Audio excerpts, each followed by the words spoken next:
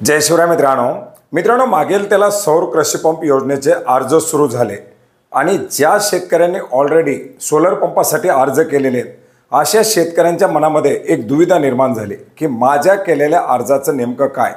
मी पूर्वी मेढाकडे अर्ज केलेला आहे, आता मला मागेल त्याला सौर कृषी पंप योजनेमध्ये अर्ज करावा लागणार का।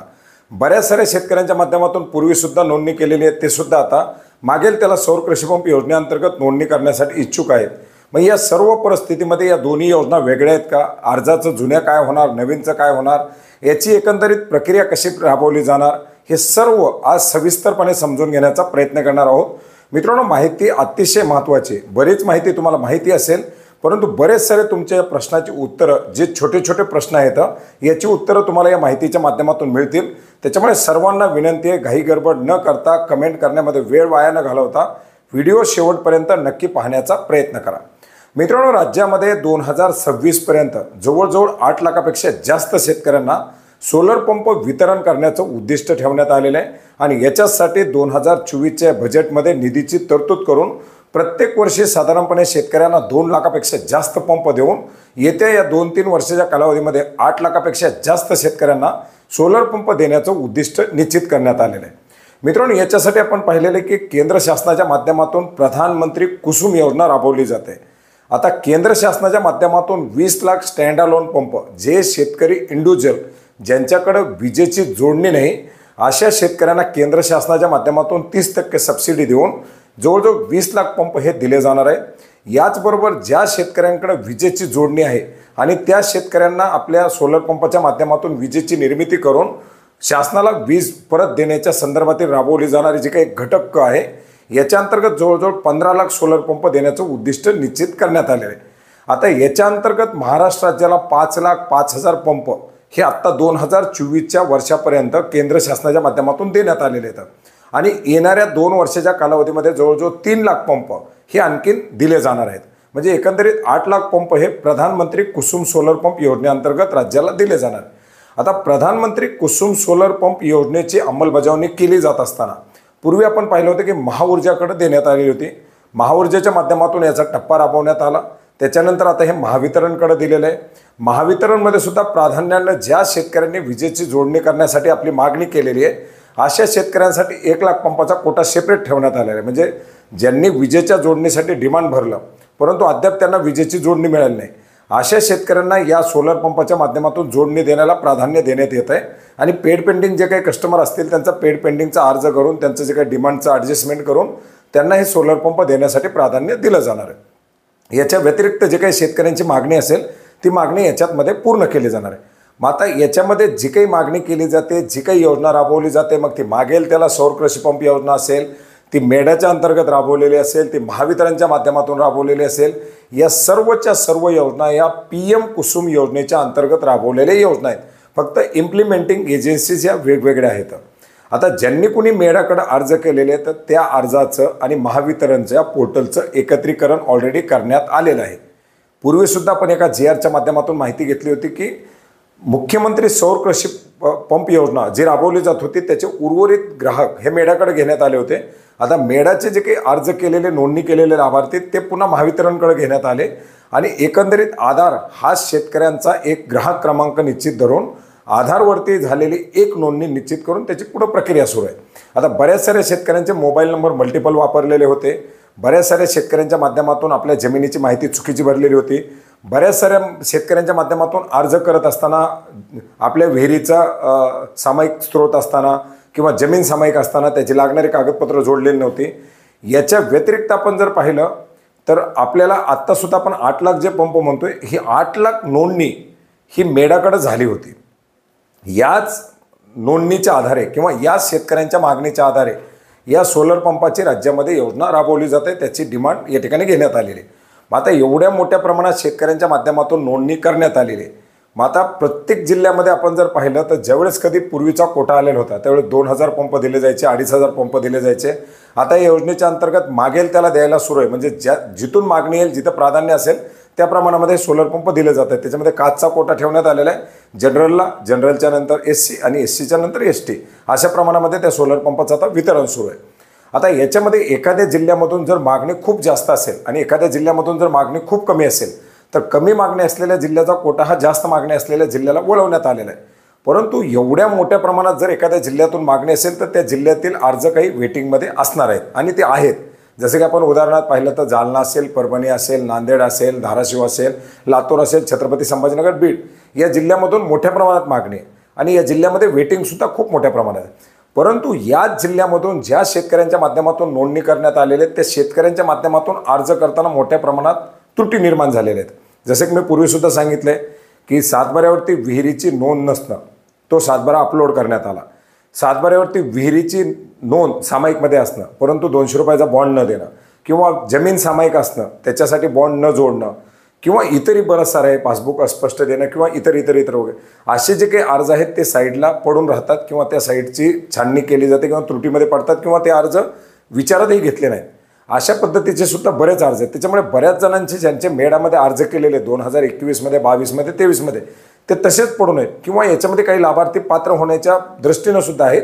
परंतु एकंदरीत त्या जिल्ह्यामध्ये मागणी खूप मोठ्या प्रमाणात असल्यामुळे ते अर्ज वेटिंगमध्ये. परंतु आता जर मागेल त्यालाचा जर हा प्रवास आता सुरू झालेला आहे त्याच्यामुळे मोठ्या प्रमाणात ज्यावेळेस सोलर पंपाची वितरणाची प्रक्रिया सुरू होईल त्यावेळेस ॲटोमॅटिक हे जे काही पहिले अर्ज आहेत या योजनेमध्ये कधीही नोंदणी केली म्हणजे आता मागेल त्याला सौर कृषी पंपासाठी आज नोंदणी केली म्हणजे उद्या सोलर भेटणार आहे का नाही भेटणार, ही सध्या केली जाणारी नोंदणी म्हणजे तुमचं फक्त आणि फक्त डिमांड आहे. फक्त तुम्ही नोंदणी करत आहात, फक्त तुम्ही मागणी करत आहात. या योजनेमध्ये जो प्रथम येईल त्याला प्राधान्य आहे. म्हणजे तुमच्या पूर्वीचे जे काही अर्ज पात्र होतील, आता ज्यांचे अर्ज व्यवस्थित आहेत त्यांना घाबरायची गरज नाही. मग त्यांनी मेढाकडे केलेलं असेल, महावितरणकडे केलं असेल, कुठेही केलेलं असेल, जे अर्ज याच्यामध्ये प्राधान्यानं पात्र होतील असे अर्ज याच्यामध्ये घेतले जातील आणि त्यांना सोलर पंपासाठीचा लाभ दिला जाणार. त्याच्यामुळे नवीन अर्ज करायचा का, नवीन नोंदणी करायची काय या भानगडीमध्ये पडण्याची कुठली गरज नाही. बऱ्याच जणांच्या माध्यमातून आज सकाळच्या व्हिडिओला सुद्धा कमेंट केलं होतं मग याच्यावर सबसिडी जी आहे ती जनरल प्रवर्गातील लाभार्थ्यांना फक्त आपला लाभार्थी हिस्सा 10% भरायचा असतो. याच्यामध्ये जर पेड पेंडिंगमध्ये जर असेल, जर तुम्ही पूर्वी डिमांड भरलेली असेल, समजा 5,000 रुपये भरले, 6,000 रुपये भरले, 10,000 रुपये भरले, जी काही रक्कम भरलेली असेल ती 3 HP, 5 HP, 7.5 HPच्या प्रमाणामध्ये तुमच्याकडून ती मायनस करून उर्वरित पैसे तुम्हाला भरणा करायला सांगितलं जातं. जनरल प्रवर्गासाठी 10% आणि SC ST प्रवर्गासाठी 5%. OBCसाठी सुद्धा 10%चा हिस्सा लाभार्थ्याला भरावा लागतो. जमिनीमध्ये बऱ्याच जणांच्या जमिनीच्या नोंदी, आता काही ठिकाणी गट असतो 4 गुंठ्याचा, 10 गुंठ्याचा, कोणीतरी विहिरीच्या नोंदीसाठी 3 गुंठ्याचा गट. आता या योजनेमध्ये महत्त्वाची अशी त्रुटी जी आहे ती म्हणजे तुमचा जो काही विहिरीच्या बोरची शेततळ्याची नोंद असलेला गट आहे हाच गट याच्यामध्ये ग्राह्य धरला जातो. याच्यामध्ये आटं तुमचं ग्राह्य धरलं जात नाही.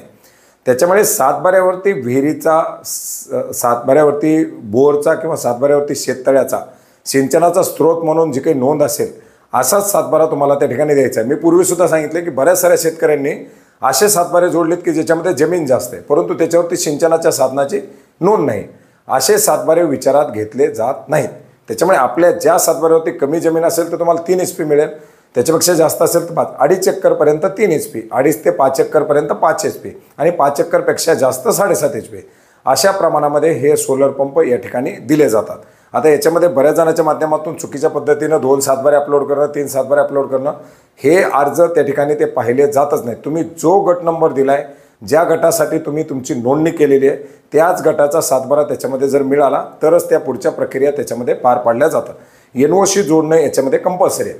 आता आजचे जे काही आता मागेल त्याला सौर कृषी पंप योजनाचे अर्ज भरत असताना परत एक ऑप्शन येते जी आपण मुख्यमंत्री सौर कृषी पंप योजनेमध्ये पाहिली होती, ती म्हणजे डार्क वॉटरशेड NOCची.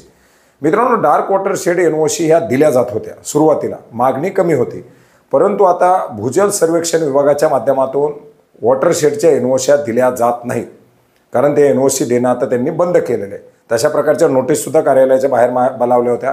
पूर्वी आपण NOC कशी मिळते, त्याची प्रक्रिया काय असते, अर्ज कसा करायचा, NOC कशी असते हे सगळं दाखवलं होतं. त्याचा आजही व्हिडिओ आहे. परंतु आता NOC मिळत नाही.